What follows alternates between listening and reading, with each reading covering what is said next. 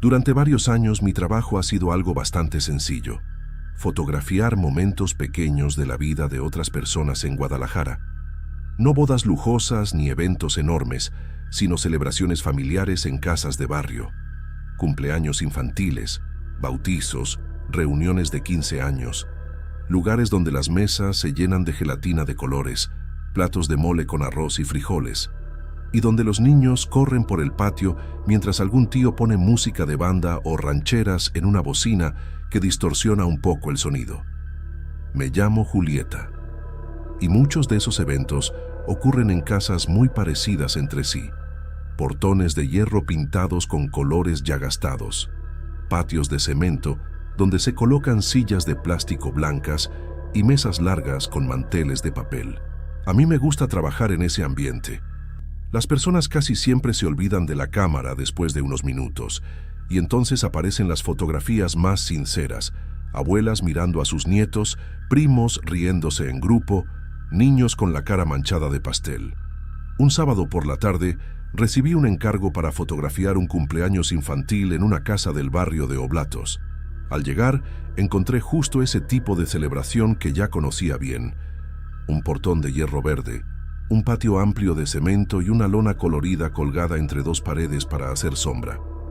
Bajo la lona había una mesa con refrescos, platos de comida y una piñata tradicional en forma de estrella esperando colgada de una cuerda.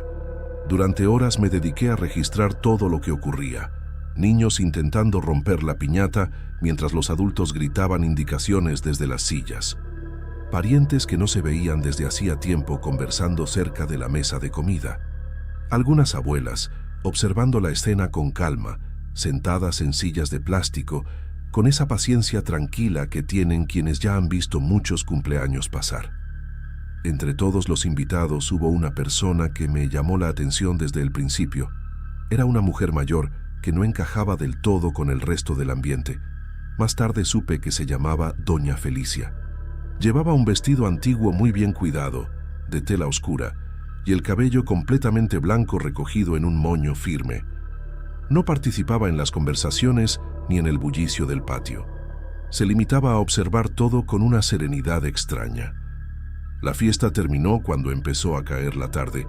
Mientras guardaba mi equipo, aquella mujer se acercó con pasos lentos y me pidió un favor. Me explicó que conservaba una cámara antigua que había pertenecido a su marido, quien había fallecido años atrás. Según me dijo, la había guardado durante mucho tiempo y quería usarla una última vez para tomar una fotografía familiar. Algo sencillo, pero con un valor sentimental importante para ella. Acepté sin pensarlo demasiado. La cámara que me entregó era pesada, de metal, con una lente grande que parecía de otra época. Reconocí enseguida que era un modelo analógico de los años 70 u 80. Al revisarla, noté que todavía tenía un rollo de película dentro. Doña Felicia reunió a algunos parientes frente al patio: 2 niños, un matrimonio joven, un muchacho adolescente y ella misma. Les pedí que se acercaran un poco para encuadrarlos mejor. Al levantar la cámara, sentí por un segundo algo difícil de explicar. Una sensación muy breve, como si alguien estuviera parado detrás de la familia, justo fuera del encuadre. Bajé la mirada de la lente y observé el patio alrededor.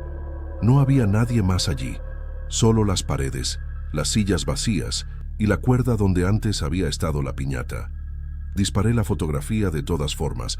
Después guardé la cámara en mi bolsa, pensando que solo revelaría el rollo unos días después.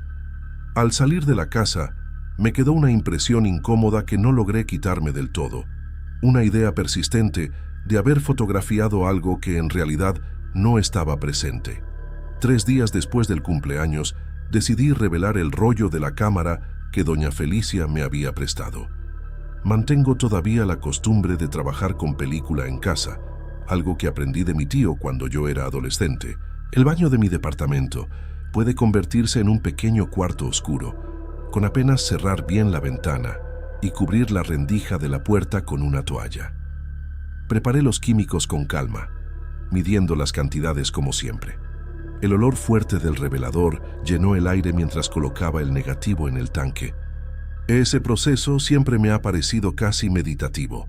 Esperar, agitar el recipiente con cuidado, lavar la película y luego observar cómo las imágenes aparecen poco a poco en la tira transparente. Cuando colgué el negativo frente a la luz de la cocina, distinguí sin dificultad la fotografía del cumpleaños. La amplié en papel unos minutos después. Mientras la imagen comenzaba a aparecer lentamente sobre la hoja blanca, sentí un pequeño sobresalto que me obligó a acercar el rostro a la bandeja. Había una persona más en la fotografía. Detrás del grupo familiar se veía la silueta de un hombre. No formaba parte de las personas que yo había acomodado frente a la cámara. Estaba ligeramente desenfocado, como si hubiera permanecido quieto, pero a una distancia mayor. Su rostro era muy pálido, casi gris bajo el contraste de la película. La expresión parecía neutra, sin emoción alguna. Llevaba ropa oscura que no combinaba con el ambiente festivo del patio. Intenté encontrar una explicación lógica. Tal vez alguien había pasado detrás de la familia justo en el momento del disparo. También pensé en un error técnico, una doble exposición, un reflejo extraño o algún problema durante la revelación. Revisé el negativo con más atención, sosteniéndolo contra la luz de la lámpara. La figura también estaba allí. Eso descartaba un fallo en la ampliación. Recordé entonces el patio de la casa, la posición de cada persona y el espacio que había detrás de ellos. Hice el esfuerzo de reconstruir mentalmente la escena completa, intentando recordar si algún invitado había permanecido en ese lugar. Ningún rostro coincidía con el del hombre de la fotografía. Guardé la imagen dentro de un sobre con la intención de revisarla otro día. Durante la semana siguiente, la saqué varias veces, cada vez con la idea de analizarla mejor. Algo empezó a incomodarme lentamente. Cada ocasión en que la observaba parecía mostrar pequeños cambios difíciles de explicar. Al principio pensé que era un efecto de la luz de la habitación o del cansancio en mis ojos. Después me di cuenta de que no era eso. El rostro del hombre parecía más nítido que la primera vez que lo vi. Las líneas alrededor de su boca se marcaban con más claridad y la piel lucía más flácida, como si el retrato hubiera envejecido algunos años dentro del papel. En esos mismos días empecé a sentir un agotamiento extraño. Dormía las mismas horas de siempre, pero despertaba con la sensación de haber trabajado toda la noche. Las tardes se volvieron pesadas y silenciosas en el departamento. Una noche noté algo que al principio atribuí a la luz de la calle, entrando por la ventana. Una sombra en la esquina de la sala. Era alta y estrecha, con una forma que recordaba demasiado a la postura rígida del hombre en la fotografía. Pensé que era solo una ilusión. Sin embargo, con cada día que pasaba la sombra parecía definirse un poco más, y en ocasiones la encontraba en otros lugares del apartamento, como si se moviera lentamente de un rincón a otro. Durante los días siguientes, seguí posponiendo la entrega de la fotografía. El sobre permanecía guardado dentro de un cajón de mi escritorio, pero su presencia parecía pesar más de lo normal. Cada vez que pensaba en llevarlo a la casa de doña Felicia, algo dentro de mí encontraba una excusa para dejarlo para otro momento. Decía que tenía demasiado trabajo, que había eventos pendientes o que aún necesitaba revisar el proceso de revelado. Doña Felicia llamó varias veces para preguntar si la fotografía estaba lista. Su voz siempre sonaba tranquila, casi paciente, como si no tuviera prisa. Yo respondía con explicaciones que inventaba en el momento. Mencionaba retrasos con los químicos, problemas con el papel fotográfico o la acumulación de trabajos de ese fin de semana. Ninguna de esas razones era del todo cierta, pero tampoco encontraba el valor de contarle lo que había visto. Una tarde, durante una de esas llamadas, la conversación tomó un rumbo que me dejó inquieta. La mujer comentó que la cámara había pertenecido a su esposo durante muchos años. Según dijo, él era un hombre obsesivo con la fotografía analógica. Pasaba horas limpiando lentes, ajustando mecanismos y revelando rollos en casa. Su voz se volvió más lenta cuando recordó algo que él solía decir. Me explicó que su marido creía en una idea extraña sobre las cámaras antiguas. Pensaba que ciertos equipos, sobre todo los más viejos, podían capturar más que simples imágenes. Según él, Algunas fotografías registraban presencias que los ojos humanos no alcanzaban a notar en el momento. Doña Felicia mencionó esa teoría como quien recuerda una rareza de alguien querido, casi con una ligera nostalgia. La llamada terminó poco después, pero las palabras quedaron dando vueltas en mi cabeza. Esa misma noche saqué el sobre del cajón y extendí la fotografía sobre la mesa de la cocina. La observé con una mezcla de curiosidad y nerviosismo, intentando convencerme de que todo tenía una explicación lógica. Fue entonces cuando noté algo que no había visto antes. El hombre de la imagen no solo parecía más definido, también estaba más cerca. Su figura ya no se encontraba tan atrás del grupo familiar. La distancia entre él y las personas que yo había acomodado para la foto se había reducido de una forma sutil pero evidente, como si hubiera dado un paso hacia el frente. Saqué el negativo para compararlo. Lo sostuve contra la luz de la lámpara, examinando cada detalle con cuidado. Aquella figura debía permanecer exactamente igual que el día en que revelé el rollo. Sin embargo, la impresión sobre el papel mostraba una posición distinta. La diferencia era pequeña, pero suficiente para provocarme un nudo en el estómago. Las noches siguientes se volvieron cada vez más difíciles dentro del departamento. El cansancio que sentía durante el día empezó a volverse más pesado, casi como una presión constante en el cuerpo. Al caminar por el pasillo hacia el dormitorio, notaba algo que prefería no mirar directamente. La sombra alta y estrecha que antes permanecía en la sala parecía haberse desplazado hacia el corredor. En ocasiones aparecía cerca de la puerta del cuarto, inmóvil y silenciosa. Cada vez que la detectaba con el rabillo del ojo, evitaba girar la cabeza para verla de frente, porque una parte de mí temía confirmar que aquella silueta coincidía exactamente con la del hombre que seguía acercándose dentro de la fotografía. Una semana después de haber revelado la fotografía, sentí que ya no podía seguir evitándola. El sobre permanecía sobre la mesa de la cocina desde la noche anterior. Durante varios minutos me quedé observándolo sin tocarlo, con una inquietud que me recorría el pecho. Algo dentro de mí sabía que debía mirarla otra vez, aunque también presentía que hacerlo iba a confirmar algo que no quería aceptar. Tomé la fotografía con manos un poco temblorosas y la coloqué bajo la luz de la lámpara. Bastó un segundo para que el estómago se me helara. El hombre ya no estaba detrás de la familia.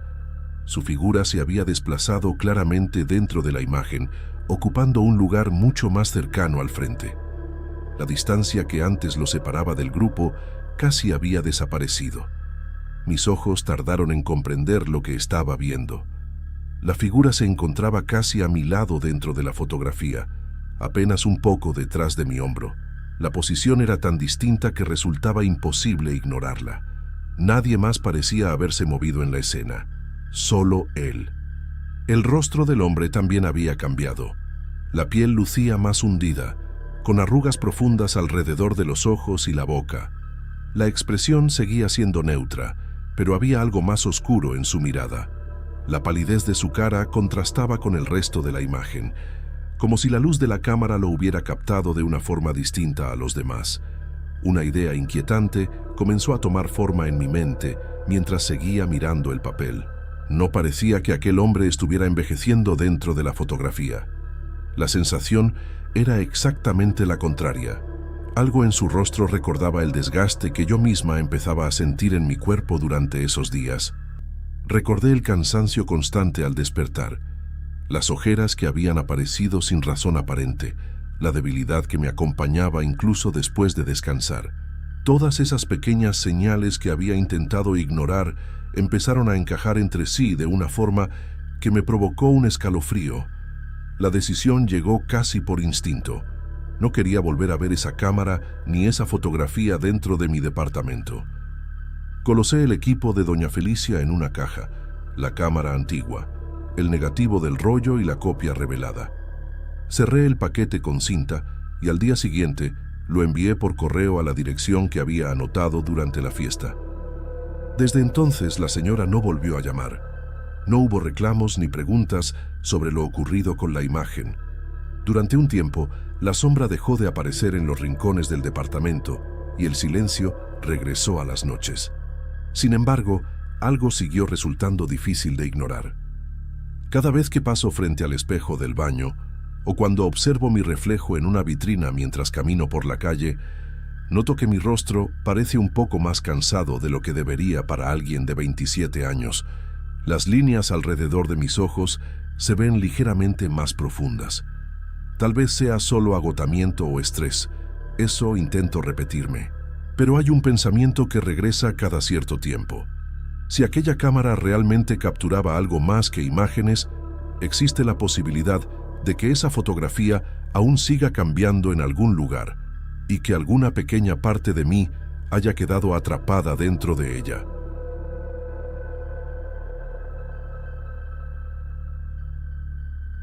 Trabajar como albañil en Guadalajara exige atención todo el tiempo.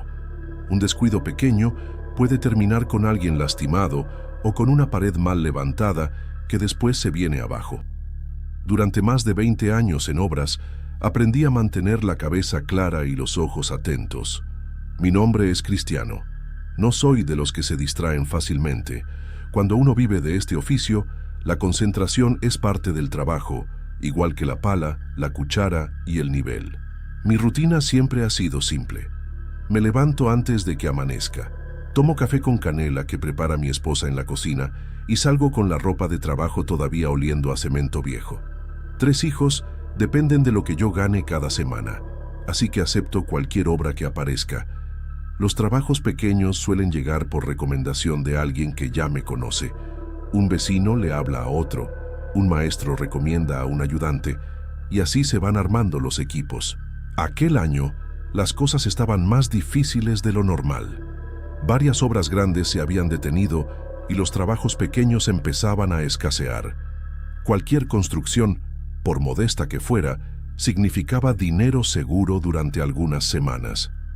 Un conocido me avisó de un terreno en la periferia donde querían levantar una casa sencilla de un solo piso.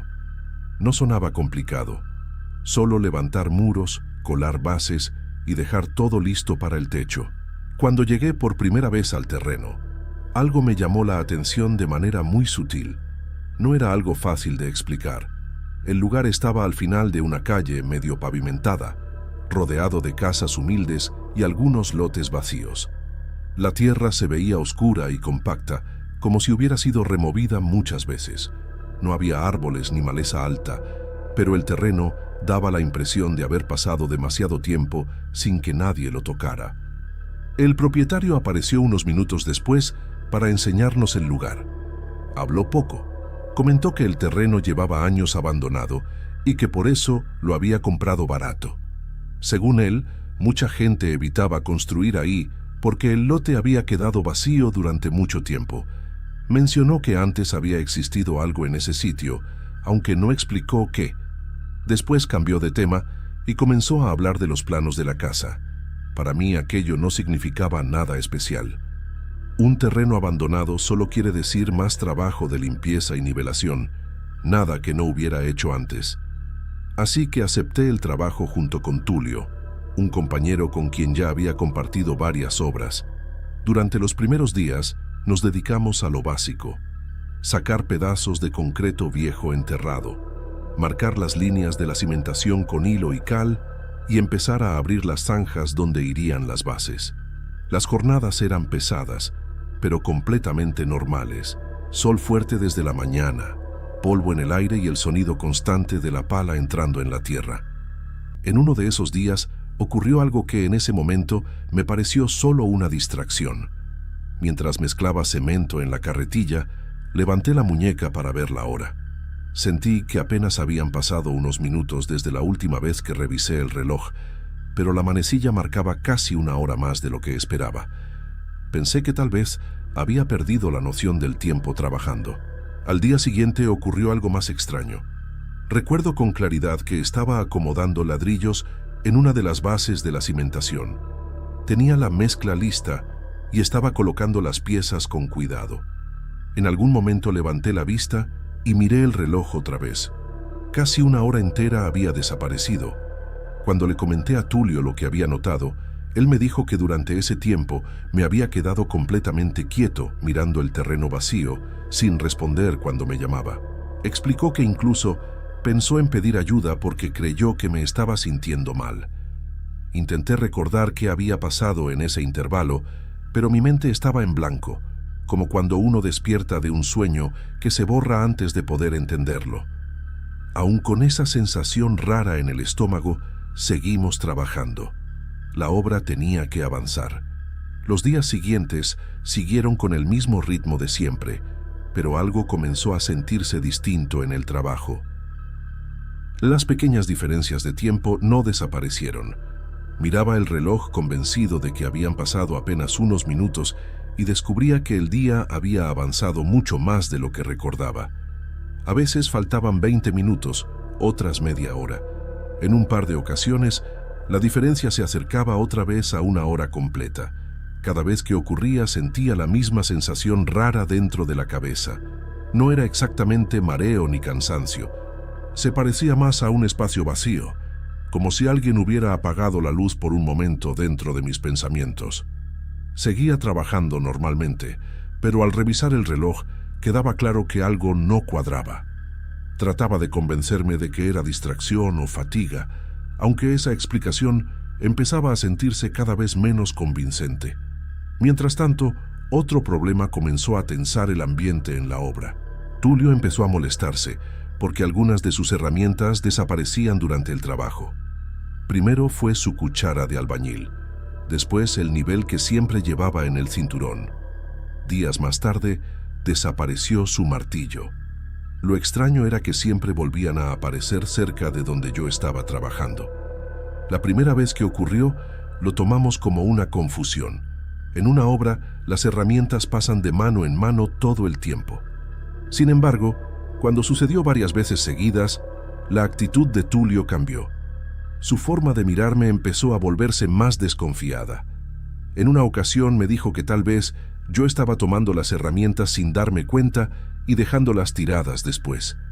Le respondí que no había tocado nada suyo. La discusión no fue fuerte, pero dejó una incomodidad que se quedó flotando entre los dos. La tensión fue creciendo poco a poco. El trabajo seguía avanzando, pero el ambiente se volvió pesado. Cada uno se concentraba en su lado de la obra y hablábamos menos que antes. La sensación de estar perdiendo minutos sin recordarlo me inquietaba, y al mismo tiempo, el mal humor de mi compañero hacía que el silencio fuera todavía más incómodo.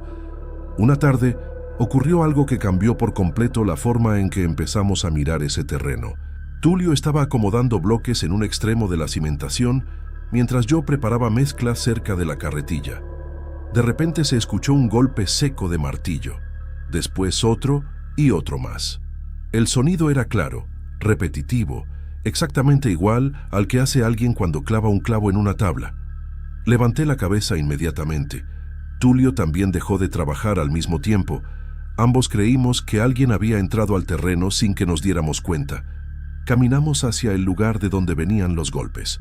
El ruido se detuvo justo antes de que llegáramos. Lo único que encontramos fue un martillo tirado en el suelo junto a una viga de madera.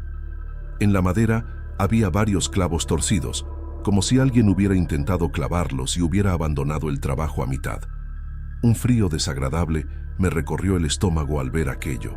Le dije a Tulio que estaba seguro de que algo no estaba bien en ese lugar, y aproveché para insistir en que no había tocado ninguna de sus herramientas.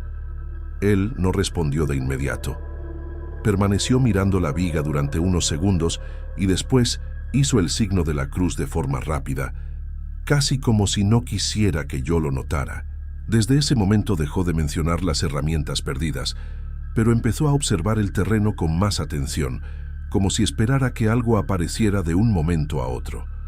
Las cosas no se quedaron ahí.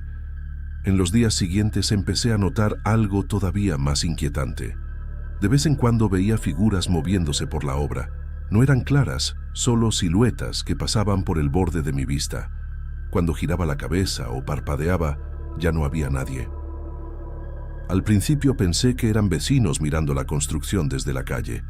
Con el paso de las horas, comprendí que esas sombras aparecían dentro del terreno, caminando entre las zanjas y los montones de arena donde en realidad no había ninguna persona.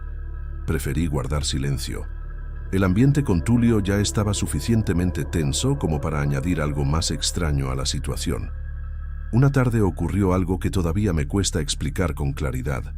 Estaba cargando varios bloques desde un montón de material hasta la línea de la cimentación. El sol caía fuerte sobre el terreno y el polvo se levantaba cada vez que movía los pies.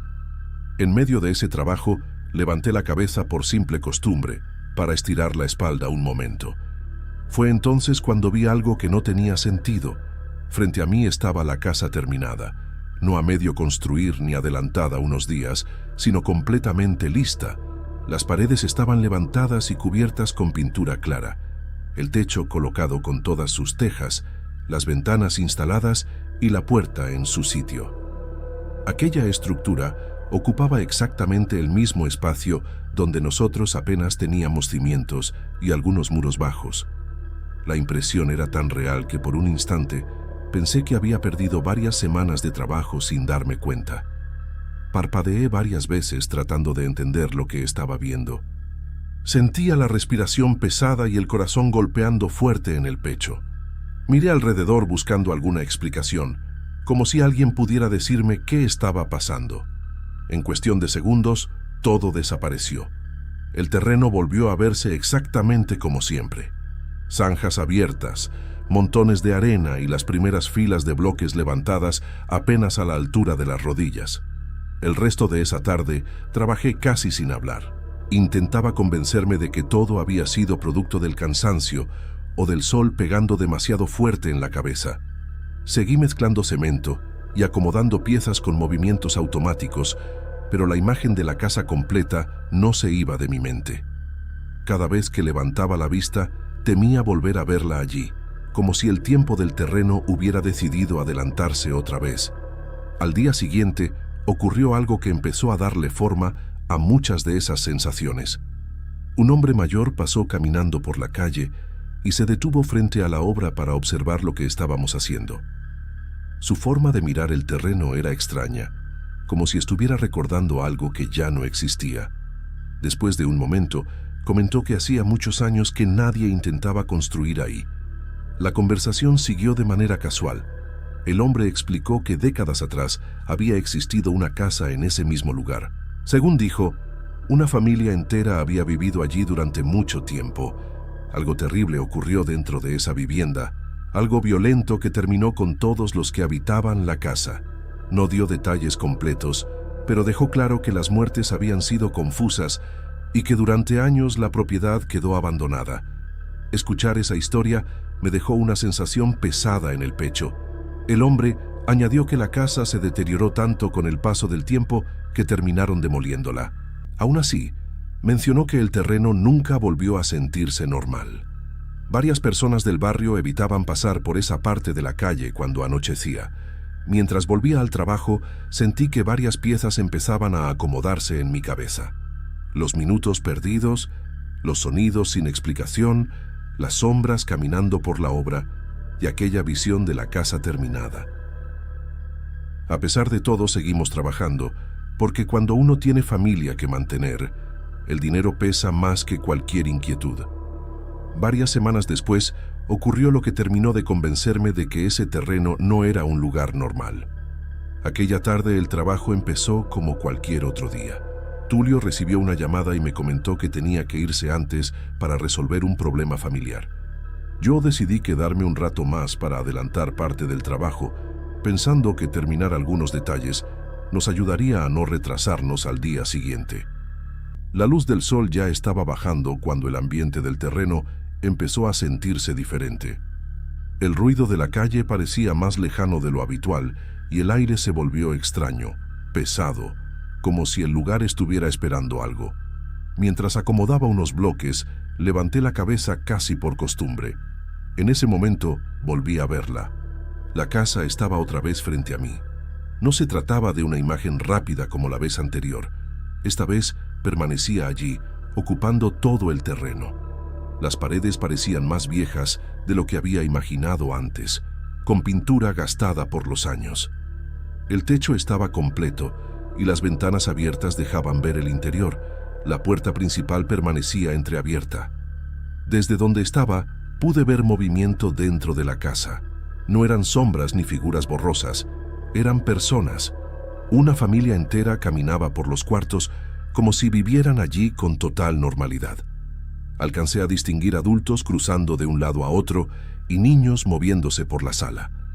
La escena parecía tan cotidiana que durante un instante mi mente trató de convencerme de que esa casa siempre había estado ahí.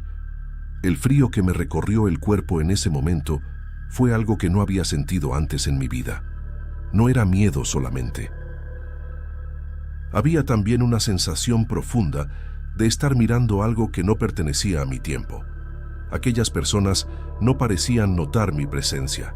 Seguían con su vida dentro de esa casa que, según todos, había sido demolida décadas atrás.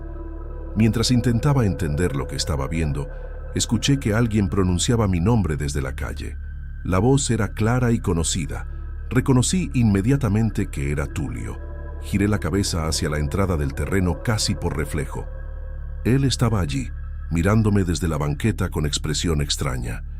Cuando volví a mirar hacia el terreno, la casa ya no estaba, solo quedaban las zanjas abiertas, los montones de arena y las paredes incompletas que habíamos levantado.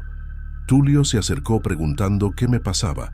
Comentó que llevaba bastante rato llamándome porque me había quedado completamente inmóvil mirando hacia el centro del lote. Dijo que aquello había durado mucho más de lo normal. Sentí la garganta seca, pero preferí no contarle lo que había visto. Algo dentro de mí decía que era mejor no hablar de eso. Los días siguientes trabajé con la cabeza baja, evitando mirar ciertos puntos del terreno. Poco después inventé una excusa y dejé la obra. Pasaron varios meses y la vida siguió su curso entre otros trabajos y preocupaciones. Un día, por casualidad, tuve que pasar nuevamente por esa misma calle. La casa estaba terminada, exactamente en el mismo lugar. Me detuve en la banqueta y la observé durante varios minutos.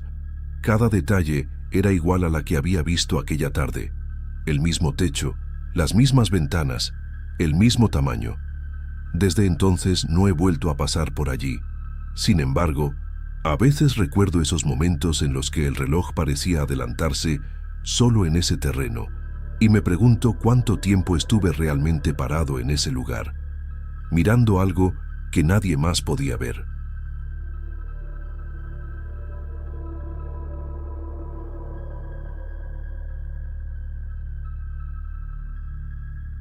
Las noches de viernes casi siempre son las mejores para trabajar cuando uno hace entregas por aplicación en Guadalajara. Me llamo Leopoldo, y desde que empecé con la moto, me acostumbré a salir cuando el sol ya va bajando y seguir rodando hasta cerca de la medianoche. A esa hora la ciudad todavía está viva. El aire se queda caliente después del día. Las taquerías sueltan olor a carne asada y tortillas recién calentadas, y en cada avenida se escucha el ruido constante de motos, camiones y gente que todavía anda buscando qué cenar. Aquella noche parecía igual a tantas otras. Había pasado por un Oxxo para comprar una botella de agua de Jamaica y revisar el teléfono mientras esperaba pedidos. El celular vibró poco después, con una orden de supermercado relativamente grande. La dirección estaba algo retirada de mi zona habitual, en un barrio periférico donde ya había ido un par de veces. No era el lugar más cómodo para manejar de noche, pero el pago valía la pena, así que acepté sin pensarlo demasiado. El camino hasta allá fue normal durante casi todo el trayecto. Conforme me fui alejando de las avenidas principales, las calles empezaron a hacerse más estrechas y silenciosas. Las casas se veían sencillas, muchas con muros de cemento sin pintar y portones metálicos cerrados. Algunas ni siquiera tenían banqueta completa. La luz de los postes era irregular. En ciertos tramos iluminaba bien y en otros dejaba franjas de sombra donde apenas se distinguía el pavimento. En un cruce, el GPS de la aplicación marcó una ruta alternativa para evitar una avenida donde solía haber tráfico incluso de noche. La línea azul indicaba una calle que yo no recordaba haber usado antes. Dudé un segundo, pero decidí seguirla. Pensé que no tenía sentido rodear si el sistema ya había calculado un camino más corto. La calle resultó ser más tranquila de lo que esperaba. Había pocos carros estacionados y casi ninguna persona caminando. Algunas casas tenían las ventanas abiertas con la televisión encendida adentro, dejando escapar la luz azulada hacia la calle. Lo raro era el silencio. Para ser viernes por la noche, faltaba ese ruido típico de música lejana, perros ladrando o gente platicando en las banquetas. Cuando la calle llegó a su final, algo apareció frente a mí que no encajaba con el resto del barrio. Al fondo del último tramo, donde el pavimento parecía terminar, había una pequeña feria instalada. No era grande ni ruidosa, pero las luces se veían claras desde la distancia. Varias barracas formaban una especie de pasillo iluminado por focos amarillentos que colgaban de cables. Los techos estaban cubiertos con telas de colores y una música vieja sonaba en volumen bajo, como salida de un radio antiguo. Me quedé mirando un momento mientras avanzaba despacio con la moto. Lo que más me llamó la atención fue que yo ya había hecho entregas en ese mismo sector otras noches y jamás había visto una feria ahí.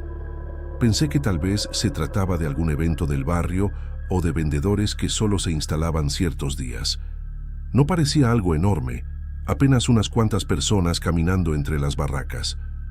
La dirección de la entrega estaba en la calle de abajo, así que continué manejando y encontré la casa sin problema.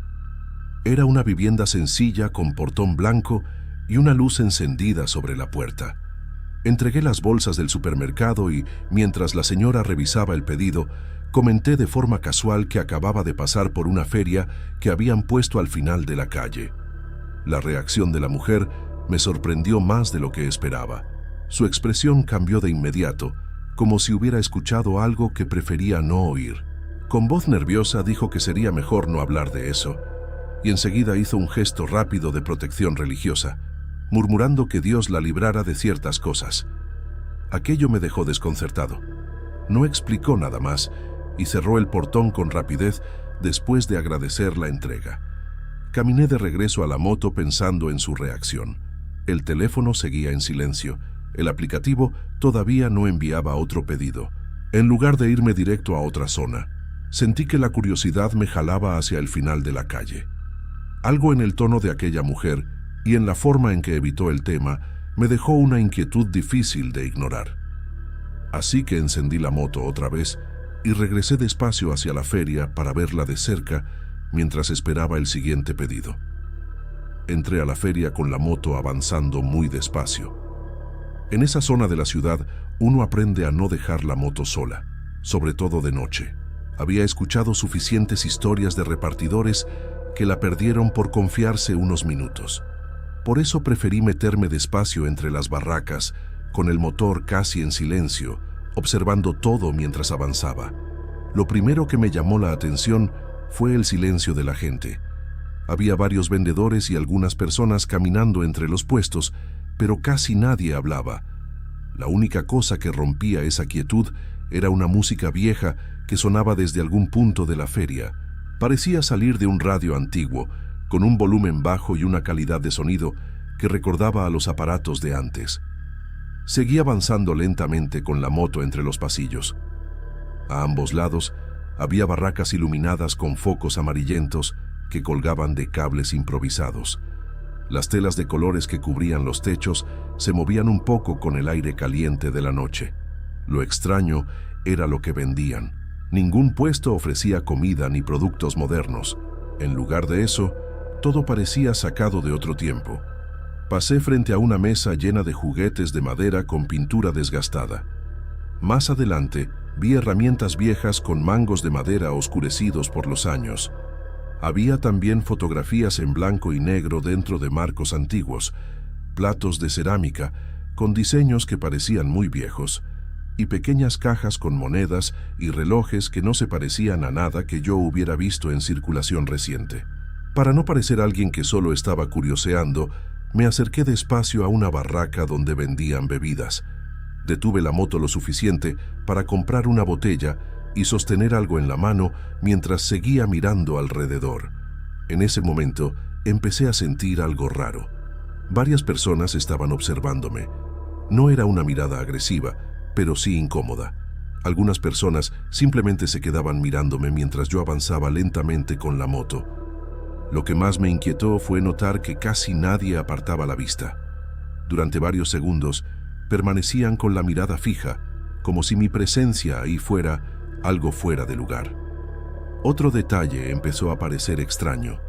Había jóvenes caminando entre las barracas, muchachos que se veían de mi edad o incluso menores.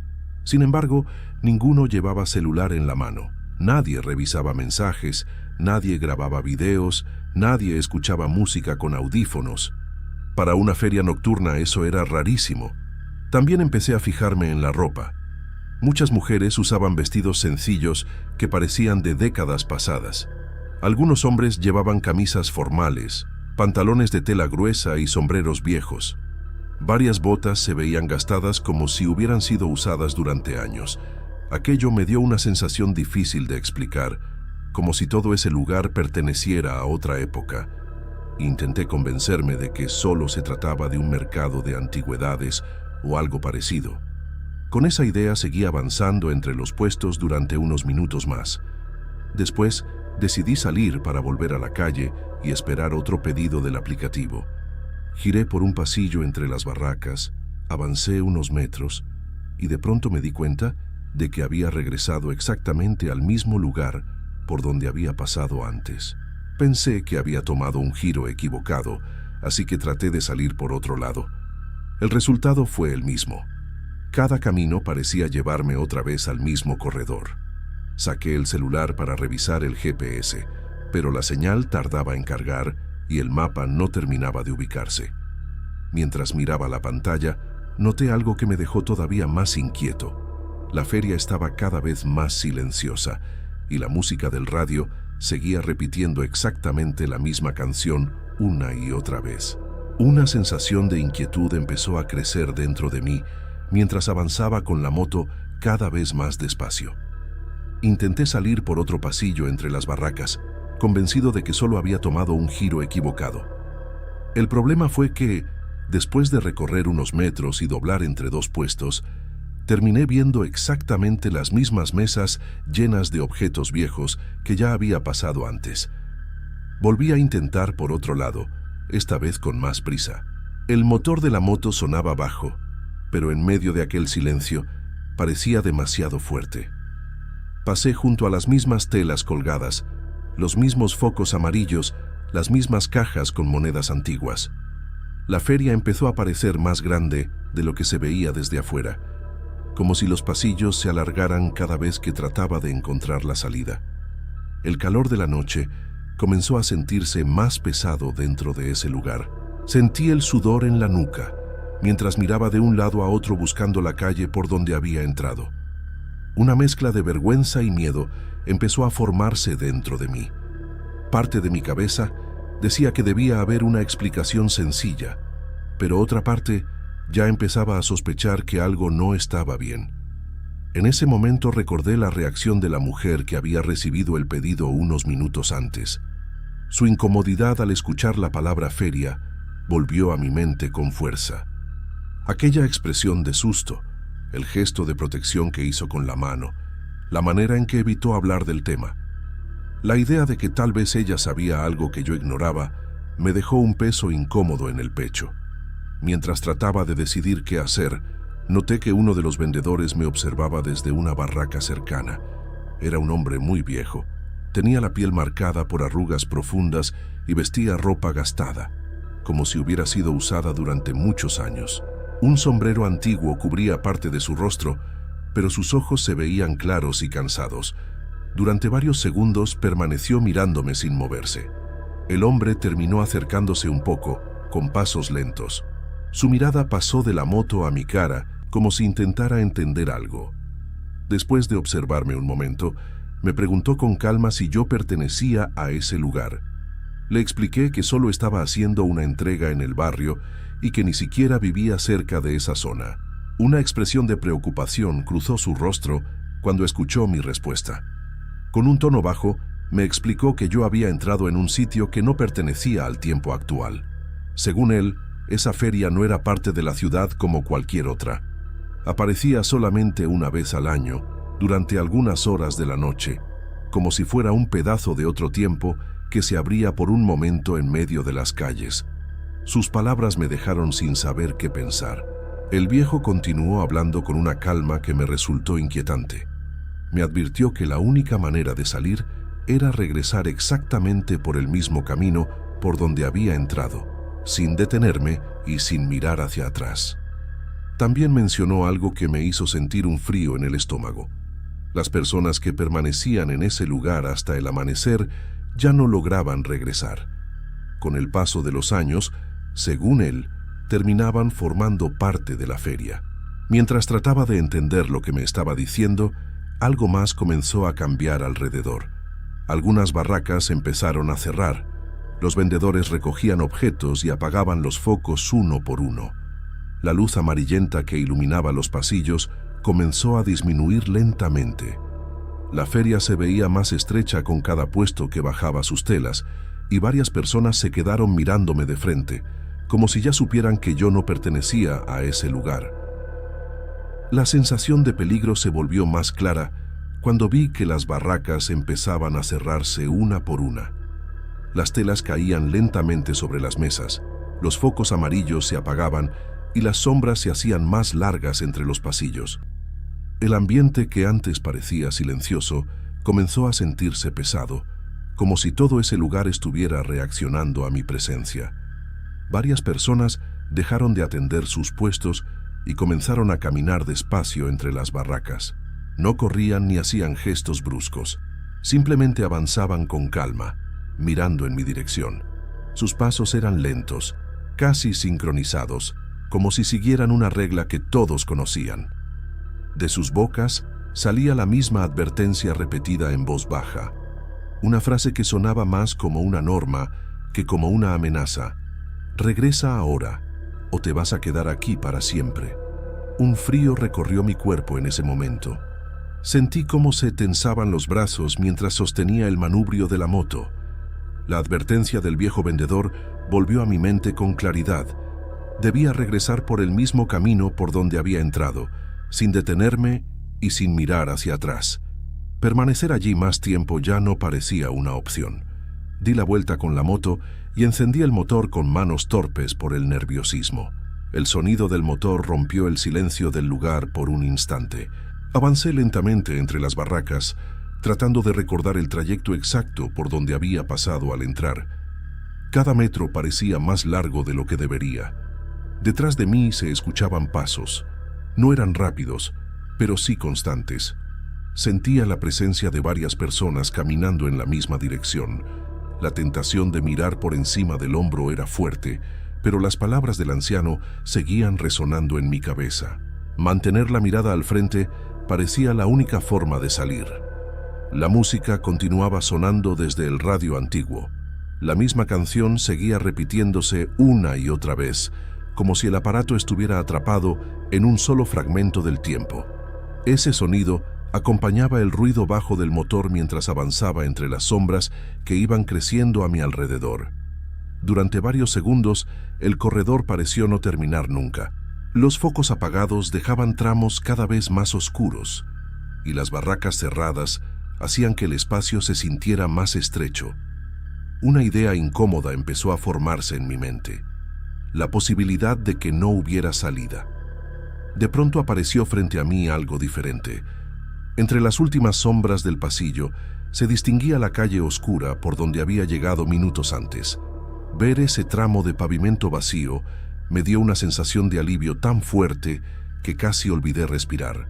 Apreté el acelerador y salí de la feria sin mirar hacia atrás. No me detuve hasta estar varias calles lejos de ese lugar. El corazón seguía golpeando fuerte contra el pecho cuando apagué el motor por unos segundos para respirar. La calle estaba tranquila, como cualquier otra noche en ese barrio. Nada indicaba que a pocos metros hubiera existido una feria extraña. A la tarde siguiente, regresé al mismo sitio acompañado por un amigo. Quería comprobar si lo que había visto seguía ahí. Buscamos el final de la calle, el mismo lugar donde recordaba las luces y las barracas. Solo encontramos un terreno vacío, cubierto de tierra y maleza baja. No había postes, ni cables, ni señal alguna de que alguna vez se hubiera instalado algo ahí. Una mujer que barría la banqueta frente a su casa respondió a nuestra pregunta con una expresión de extrañeza. Según ella, en ese lugar jamás se había puesto ninguna feria. Nadie del barrio había organizado algo así, al menos en los años que llevaba viviendo allí. Desde esa noche, guardo una pequeña moneda que recibí como cambio cuando compré la bebida en una de las barracas. La encontré en el bolsillo de la chamarra al llegar a casa. El metal está oscuro y el diseño no se parece a ninguna moneda moderna que yo conozca. Cada vez que la miro recuerdo aquella feria silenciosa y la sensación de haber pasado por un sitio que no pertenecía al mismo tiempo que el resto de la ciudad.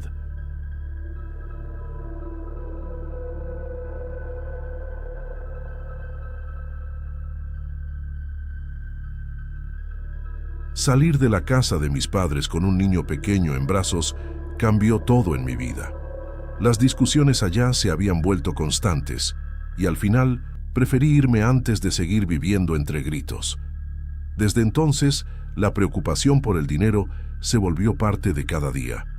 La renta, la comida, los pañales cuando Angelo era más chico, la luz, el gas. Trabajo como manicure en mi propia casa, atendiendo en una mesita junto a la ventana de la sala. Hay semanas buenas y otras en las que casi nadie llama. Esa presión fue lo que me hizo comprar aquel frasco, aunque siempre pensé que los que venden milagros son puros charlatanes. Me llamo Caliane y tenía 22 años cuando todo empezó. Angelo tenía 3 y pasaba la mayor parte del día jugando en el patio pequeño detrás de la casa. El barrio donde vivimos en Guadalajara es de esos donde los vendedores ambulantes pasan gritando ofertas y los vecinos se conocen entre sí. Aquella tarde de domingo, el calor era pesado y la calle estaba tranquila, con apenas uno que otro coche pasando despacio. Mientras lavaba los pinceles de esmalte en la cocina, Angelo empujaba un camión de juguetes sobre el cemento del patio. En medio de esa rutina escuché unas palmadas en la reja del frente. Ese sonido era común. Casi siempre significaba que alguien estaba vendiendo algo. Miré por la ventana antes de salir y vi a un hombre parado frente al portón. No parecía un vendedor como los demás. El hombre era delgado y llevaba un sombrero oscuro de ala corta. Vestía una camisa social vieja y sostenía una pequeña caja de madera contra el pecho. Había algo raro en su forma de estar ahí, demasiado tranquilo para el calor de la tarde. Cuando abrí la reja solo un poco para hablar con él, explicó que vendía frascos preparados durante la Cuaresma, algo que llamaba milagros de protección financiera. Según dijo, una gota en agua antes de dormir alejaba la mala suerte y ayudaba a atraer dinero. Dentro de la caja había varios frascos pequeños de vidrio oscuro con un líquido casi negro en su interior. Dudé unos segundos antes de comprar uno, recordando que nunca creí en esas cosas. El precio era tan bajo que terminé pagando más por curiosidad que por fe. Dejé el frasco sobre la refrigeradora cuando el hombre se fue. Horas más tarde, con Angelo dormido, abrí el vidrio y dejé caer una sola gota en un vaso de agua. El sabor era extraño, ligeramente metálico. Me acosté pensando que todo aquello probablemente no significaba nada. Aquella noche parecía igual a cualquier otra. La mañana siguiente empezó de una forma que no era normal para mí. Antes de las 10 sonó mi teléfono y una clienta preguntó si podía atenderla ese mismo día. Los lunes casi siempre eran tranquilos, así que acepté sin pensarlo mucho. Mientras preparaba la mesa de trabajo en la sala, con los esmaltes alineados y el ventilador girando contra el calor, volvió a sonar la reja del frente. Otra mujer estaba afuera preguntando si tenía un espacio disponible. El movimiento continuó durante el resto del día. Cerca del mediodía ya había terminado con 2 clientas, algo que normalmente me tomaba casi toda la jornada. Angelo jugaba en el piso con sus carritos mientras yo limpiaba las herramientas entre una persona y otra. A inicios de la tarde llegó una tercera mujer diciendo que venía recomendada por una de las anteriores. 3 clientas en un solo día entre semana era algo extremadamente raro para mí. El alivio que sentí al contar el dinero fue real. Alcanzaba para cubrir parte de la renta atrasada y comprar comida sin estar calculando cada peso. Mientras guardaba los esmaltes al final del día, mi mirada se detuvo en el frasco oscuro que había dejado sobre la refrigeradora. La coincidencia era demasiado grande para ignorarla. Intenté convencerme de que solo había sido suerte, una de esas rachas que aparecen sin explicación. La tranquilidad duró poco. Esa misma noche, mientras calentaba leche para Angelo en la cocina, escuché un sonido que venía del patio trasero. Parecían pasos suaves sobre el cemento, lentos, como si alguien caminara con calma. Pensé que tal vez era un gato que se había metido por la reja. Abrí la puerta esperando espantarlo, pero el patio estaba completamente vacío. Los días siguientes trajeron más clientas de lo habitual, muchas diciendo que alguien las había recomendado, aunque varios nombres no me resultaban conocidos. El dinero comenzó a entrar con más frecuencia, pero al mismo tiempo empezaron a pasar pequeñas cosas extrañas dentro de la casa. Un vaso cayó de la mesa sin que nadie lo tocara. Un espejo pequeño apareció roto en el suelo de la sala. Durante las madrugadas empecé a escuchar pasos en el patio casi todas las noches. Una semana después, tomé el frasco para mirarlo mejor. Recordaba haber usado parte del líquido, así que esperaba verlo casi vacío. El vidrio oscuro estaba lleno otra vez, exactamente como el primer día. Intenté convencerme de que quizá yo misma lo había rellenado con agua sin darme cuenta. Esa idea no tenía sentido. Sabía que no habría hecho algo así sin recordarlo. Unos días después, durante una tarde tranquila, doña Jacinta apareció en mi reja para hacerse las uñas. Llevaba años viviendo en la misma calle, mucho antes de que yo llegara al barrio. La mayoría de los vecinos decía que conocía historias antiguas de casi todas las casas. Entró con la calma de siempre y se sentó frente a la mesa mientras Angelo jugaba en el piso con sus carritos. El ventilador movía el aire caliente de la sala mientras yo preparaba las herramientas. La conversación empezó con cosas normales del barrio. Comentó sobre el calor, sobre un vecino que había cambiado su portón y sobre los vendedores que pasaban cada semana por la calle. En algún momento mencioné el frasco casi sin pensar, como si fuera una curiosidad sin importancia. Lo señalé sobre la refrigeradora mientras contaba que un hombre lo había vendido diciendo que era un milagro de protección. La reacción de Jacinta fue inmediata. Sus ojos se quedaron fijos en el frasco y guardó silencio durante unos segundos que se sintieron demasiado largos. Después preguntó de dónde había salido exactamente. Le conté sobre el vendedor que había pasado por mi portón aquella tarde de domingo, describiendo el sombrero oscuro, la caja de madera y los pequeños frascos. Mientras hablaba, su expresión empezó a cambiar de simple curiosidad a una preocupación evidente. Lo que contó después me dejó inquieta. Según ella, años atrás un hombre muy parecido había recorrido ese mismo barrio vendiendo frascos iguales. También los llamaba milagros. Varias personas compraron pensando que era algún tipo de protección o remedio especial. Durante las primeras semanas todo parecía funcionar. Negocios que antes estaban vacíos empezaron a tener clientes y algunas familias lograron pagar deudas que llevaban mucho tiempo arrastrando. Luego empezaron a pasar cosas raras. Algunas personas se enfermaron sin explicación, otras sufrieron accidentes inesperados. En ciertos casos ni siquiera fue el comprador quien terminó afectado, sino alguien de su propia familia. La historia, según Jacinta, terminó con varias muertes repartidas a lo largo de los años, hasta que el hombre dejó de aparecer. Escuchar aquello me dejó con un frío en el estómago que no se fue en todo el día. Mientras terminaba el trabajo en sus uñas, no podía dejar de pensar en lo que había pasado durante las últimas semanas.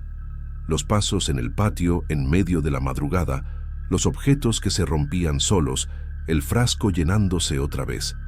Esa noche, cuando apagué las luces de la casa y traté de dormir, la sensación de que alguien me observaba desde algún punto oscuro del lugar se volvió más fuerte que antes. El silencio del patio detrás de la puerta ya no se sentía vacío. Parecía ocupado por algo que esperaba sin prisa. Varias noches después, ocurrió lo que todavía me cuesta explicar. Desperté en medio de la madrugada con una sensación rara, como si algo hubiera cambiado dentro de la casa. El silencio era más profundo de lo normal. Desde el pasillo noté una luz encendida en la cocina, algo que estaba segura de no haber dejado así. Caminé despacio hasta la puerta, intentando entender qué pasaba. La silueta de un hombre estaba sentada frente a la mesa. Reconocí la forma del sombrero antes incluso de verle el rostro. Era el mismo vendedor que había aparecido en mi portón aquella tarde de domingo. Permanecía allí con las manos apoyadas sobre la mesa, mirándome con una calma inquietante. En su expresión había algo parecido a satisfacción. De alguna manera me dejó claro que los milagros siempre tienen un precio. El miedo que sentí fue tan fuerte que apenas podía moverme. Un llanto repentino rompió ese momento. Venía del cuarto de Angelo. Corrí hacia allá dejando todo atrás y encontré a mi hijo ardiendo de fiebre, con la piel caliente como si hubiera estado bajo el sol todo el día. El pánico borró cualquier duda que pudiera tener. Regresé a la cocina, tomé el frasco y salí al patio. Abrí la reja y lo lancé al bote de basura de la calle sin pensarlo 2 veces. Minutos después, ya estaba llevando a Angelo al hospital. Las horas siguientes fueron una mezcla de miedo y cansancio. Los médicos dijeron que probablemente había sido una infección repentina. Después de varias revisiones y medicinas, la fiebre empezó a bajar y mi hijo se recuperó. Regresamos a casa con la sensación de haber dejado algo oscuro atrás. Durante algunos días creí que todo había terminado. Pero el trabajo siguió mejorando de forma extraña. Aparecieron más clientas y hasta un pequeño salón del barrio me ofreció colaborar algunos días. El dinero empezó a alcanzar para pagar las cuentas con menos angustia. Al mismo tiempo, comenzaron a pasar accidentes alrededor mío. Un vecino sufrió una caída fuerte de su moto. Una clienta se lastimó la mano en su trabajo y una prima terminó con el brazo enyesado. Nada fue mortal, pero todos esos problemas aparecían justo después de alguna buena noticia en mi vida. Desde entonces, no volví a ver al vendedor. Algunas madrugadas, cuando el barrio queda en silencio, todavía escucho pasos lentos en el patio. En esos momentos recuerdo la certeza que sentí aquella noche. Ciertos milagros no desaparecen cuando uno los tira a la basura, solo siguen cobrando su precio poco a poco.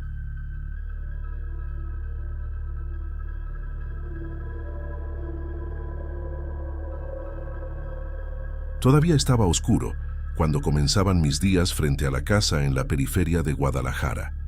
El ruido de los primeros camiones levantaba polvo en la calle y el olor a aceite quemado de la pequeña taller mecánica de enfrente siempre se mezclaba con el aroma del café que yo ponía a hervir.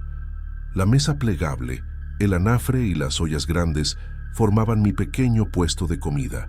Mecánicos, choferes y trabajadores pasaban antes de empezar su jornada, buscando algo caliente que les llenara el estómago. Mi nombre es Consuelo. Ese ritmo sencillo se volvió mi manera de seguir adelante después de que mi marido murió, viviendo sola en una casa que a veces se sentía demasiado grande para una sola persona. Entre los clientes que aparecían con frecuencia estaba don Romualdo, un hombre ya mayor que caminaba despacio y siempre se sentaba a comer con mucha calma. Mientras terminaba su plato, solía contar historias antiguas del interior de Jalisco, cosas que escuchó cuando era niño.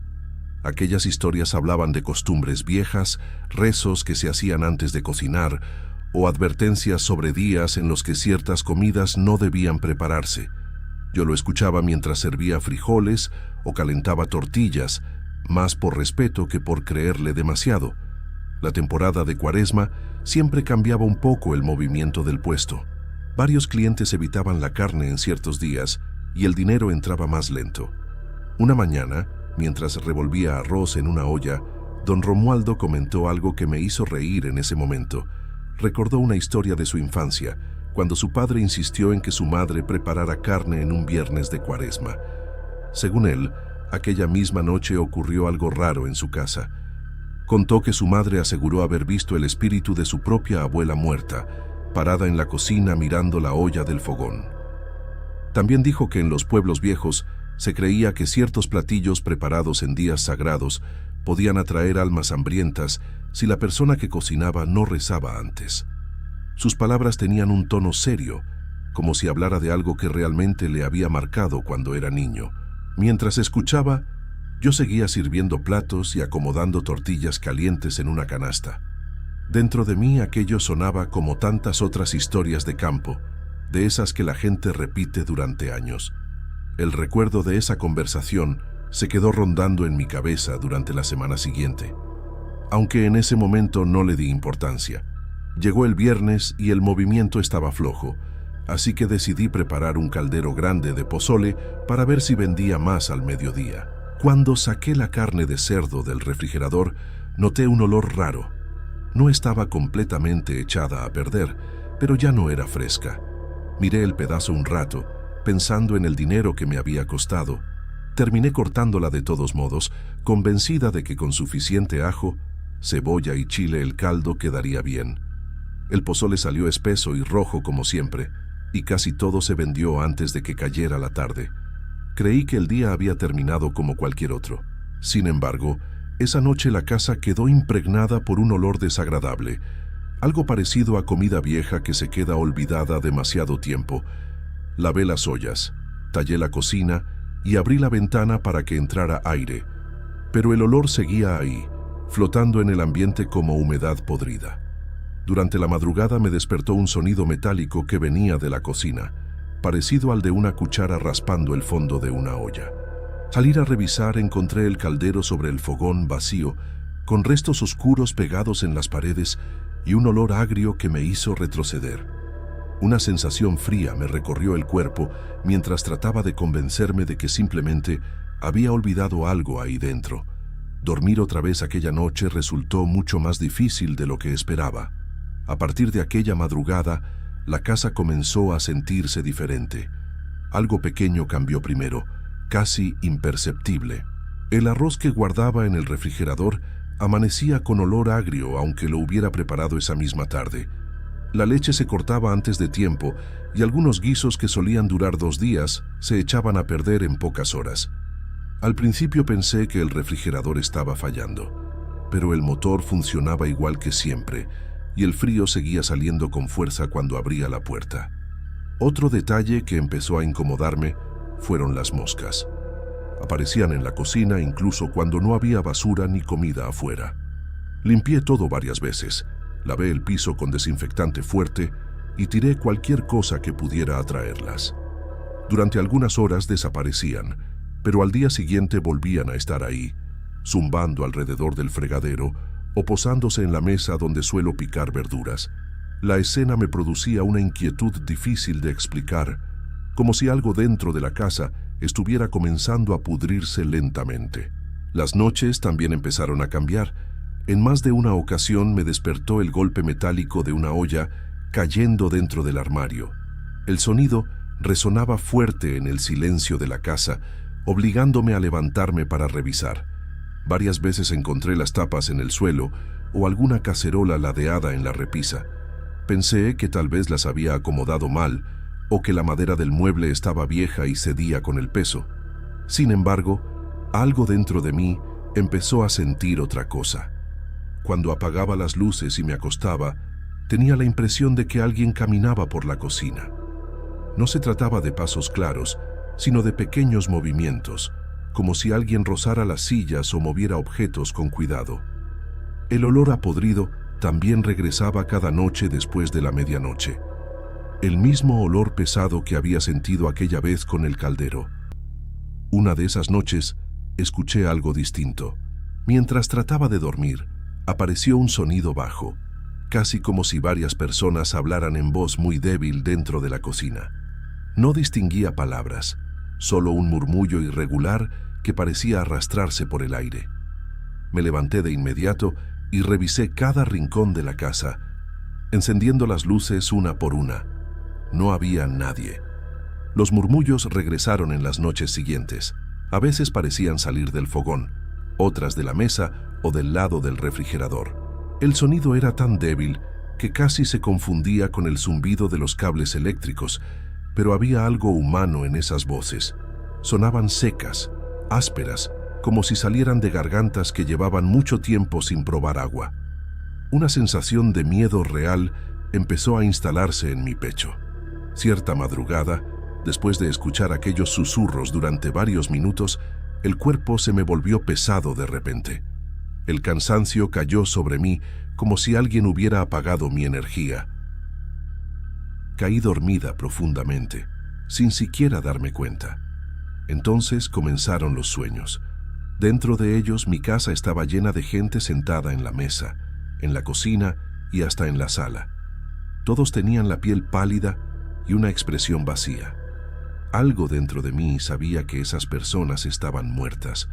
Sobre la mesa había platos llenos de comida podrida, carne oscura, caldo agrio y trozos de alimento cubiertos de moscas.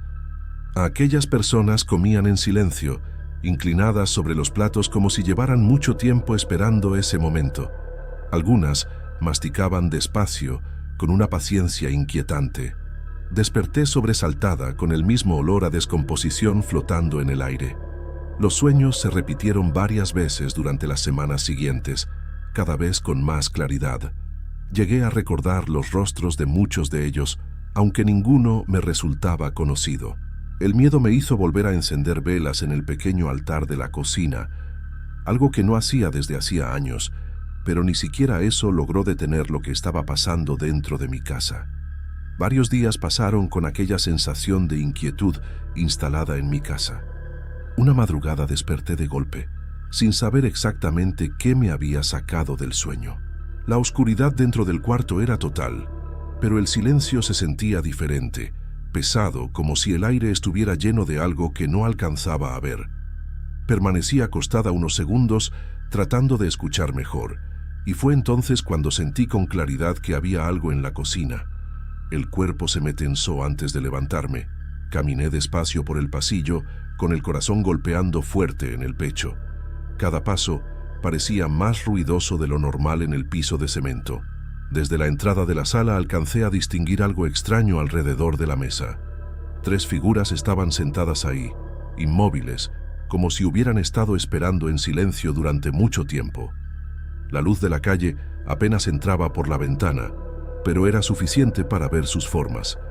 Parecían cuerpos humanos, sentados con la espalda recta, aunque completamente negros, como sombras más densas que la propia oscuridad. Ninguna de ellas se movía. Sus siluetas estaban orientadas hacia el fogón. En medio de la mesa estaba el caldero que yo había usado aquella tarde. Un miedo profundo me recorrió las piernas y sentí que podían fallarme en cualquier momento. Aún así, algo dentro de mí me empujó a dar unos pasos más hacia la cocina. Las figuras seguían igual de quietas. Al acercarme, entendí que las 3 tenían la cabeza dirigida directamente hacia la olla. No distinguí rasgos en sus caras, ni ojos ni boca. Donde debería haber un rostro solo, había una sombra más oscura. Entonces comenzó un sonido muy bajo. Al principio parecía apenas un soplo de aire, un murmullo casi imposible de percibir. Poco a poco el sonido se volvió más claro. Las 3 sombras producían ese susurro al mismo tiempo, como si compartieran una sola voz. El murmullo fue tomando forma hasta convertirse en palabras repetidas una y otra vez. Aquellas palabras pedían comida. El sonido salía débil, arrastrado, como de gargantas secas que llevaban mucho tiempo esperando algo. El terror me golpeó con tanta fuerza que empecé a temblar de pies a cabeza. Sentí que el aire no alcanzaba para respirar. A tientas busqué el interruptor de la pared y encendí la luz con la mano temblando. La cocina quedó iluminada de golpe. Las 3 figuras desaparecieron en el mismo instante, como si jamás hubieran estado ahí. Frente a mí solo quedó la mesa vacía con el caldero en el centro. El silencio regresó de repente, pero el miedo seguía clavado dentro de mi pecho. Me senté en una silla y empecé a llorar sin poder detenerme. El resto de esa madrugada lo pasé frente al pequeño altar de la Virgen de Guadalupe que tengo en la cocina. Recé el rosario completo con las manos temblando, pidiendo perdón por cualquier cosa que hubiera hecho mal sin darme cuenta. Al día siguiente tomé una decisión que no dudé ni un segundo. El caldero de aquel pozole terminó en la basura y desde entonces evito preparar ciertos platillos durante la Cuaresma, sobre todo cualquier comida con carne. Por un tiempo, todo pareció tranquilizarse. Los ruidos desaparecieron y el olor a podrido dejó de sentirse por las noches. Aún así, algo cambió para siempre dentro de esas paredes. En algunas madrugadas, cuando todo está completamente callado, vuelvo a escuchar un ruido suave en la cocina. Es un sonido metálico leve, el mismo que hace la tapa de una olla cuando alguien la levanta despacio, como si todavía hubiera algo allí buscando comida.